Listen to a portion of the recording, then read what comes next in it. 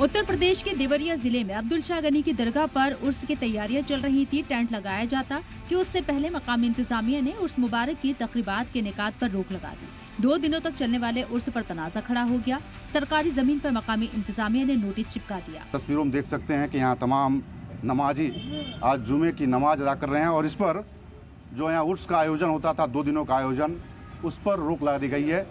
आपको बता दें कि यहाँ के जो सदर विधायक ने आपत्ति दर्ज कराई थी कि जो मजार है यह अब सरकार के बंजर भूमि पर यह अवैध मजार का निर्माण किया गया है।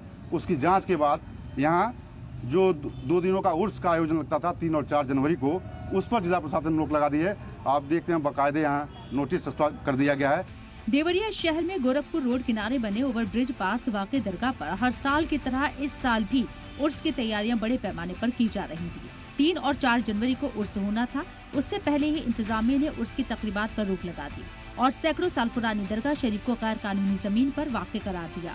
देवरिया सदर से बीजेपी रुकने असेंबली शलमणि त्रिपाठी ने चीफ सेक्रेटरी दाखिला को खत भेजकर फौरी तौर पर उर्स के प्रोग्राम पर रोक लगाने की मांग की थी।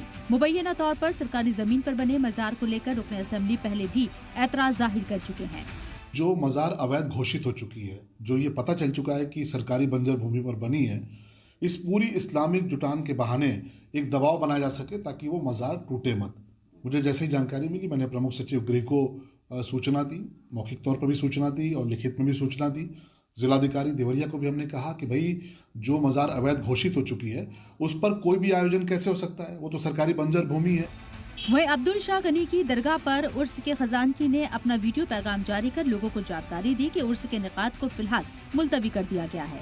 जिला इंतजामिया ने अपनी जांच रिपोर्ट में दरगाह शरीफ को सरकारी जमीन पर वाक़ होने की बात कही और उसे गैर कानूनी करार दिया और अब बंजर जमीन पर गैर कानूनी कब्जे को लेकर नोटिस चस्पा कर दिया है। यानी बाज़ाब्ता तौर पर कार्रवाई के अमल की शुरुआत कर दी गई है। ब्यूरो रिपोर्ट, सलाम टीवी।